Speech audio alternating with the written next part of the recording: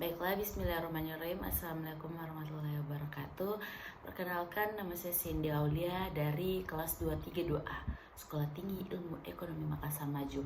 Di sini saya akan meresume materi mata kuliah Etika Bisnis dengan judul materi pengambilan keputusannya etis. Pengambilan keputusan adalah pemilihan alternatif perilaku atau kelakuan tertentu dari dua atau lebih alternatif yang ada menurut Terry dan Leslie tahun 2019. Adanya pengambilan keputusan yang didasari karena adanya beberapa variasi pilihan dari suatu tindakan yang akan diambil. Dengan kata lain, keputusan ada karena ada pilihan menurut Terry dan Leslie tahun 2009.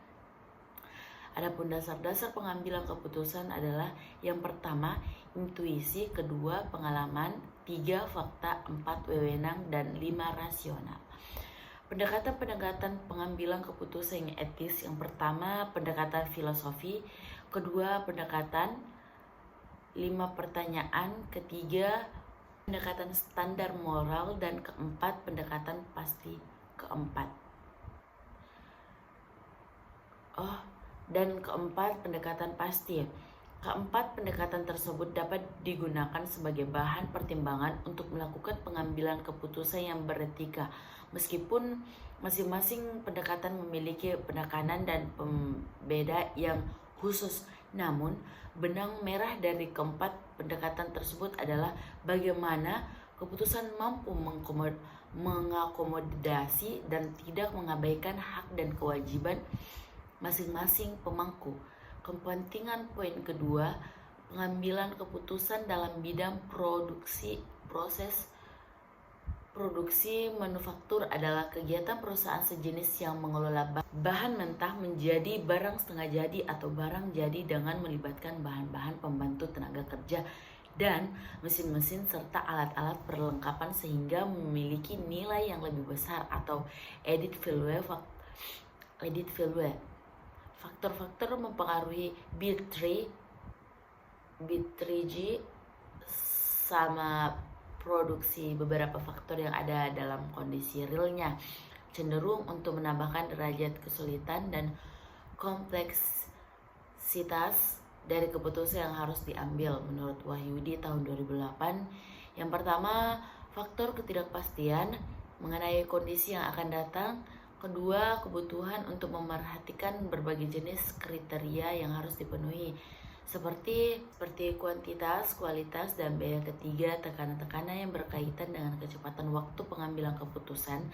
Dan yang keempat, adanya konflik-konflik yang terjadi dan yang timbul akibat keanekaragaman pendapat atau pandangan opini dari beberapa pihak yang dilibatkan dalam proses pengambilan keputusan tersebut.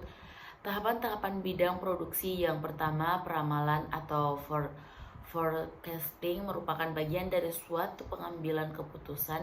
Dan yang kedua, perencanaan atau planning. Berbasis peramalan yang telah dilakukan, maka manajer produksi dapat menyusun rencana kegiatan dalam proses produksi sesuai dengan perkembangan situasi di masa depan.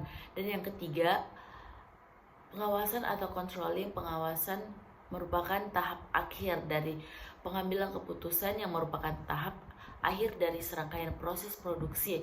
Selanjutnya, poin ketiga, pengambilan keputusan dalam bidang pemasaran. Beberapa faktor yang harus dipertimbangkan untuk mengambil keputusan secara efektif tentang produk. Elemen yang dimaksud adalah yang pertama, analisis pasar. Yang kedua, memonitor lingkungan. Ketiga, menemukan tujuan produk. Keempat, menentukan marketing mix dan penerapan keputusan-keputusan marketing mix. Dan yang kelima, mengadakan prosedur pengawasan. Tiga, konsep etika yang perlu dilakukan seseorang manajer dan mengambil tindakan atau keputusan. Yang pertama, fairness atau keadilan, yaitu menjadi pusat perhatian karena menjadi kebutuhan yang paling dari transaksi pasar. Yang kedua, freedom atau kebebasan, yang berarti memberikan kejangkauan kebebasan pada pemilihan konsumen. Yang ketiga, well-being atau kesejahteraan, suatu pertimbangan untuk mengevaluasi dampak sosial dan juga periklanan dan juga produktif pengambilan keputusan dalam bidang keuangan. Pengambilan keputusan dalam manajemen keuangan perusahaan merupakan salah satu tugas dari manajer keuangan perusahaan. Keputusan investasi dapat mempengaruhi nilai perusahaan karena dengan komposisi investasi yang baik akan dapat menarik investor untuk berinvestasi pada perusahaan tersebut. Menurut Moll, jadi tahun 2006 keputusan-keputusan keuangan yakni yang pertama, keputusan investasi investment decision, kedua keputusan pendanaan financial decision, dan yang ketiga keputusan dividend division. Inilah hasil resume yang dapat saya bacakan. Wassalamualaikum warahmatullahi wabarakatuh.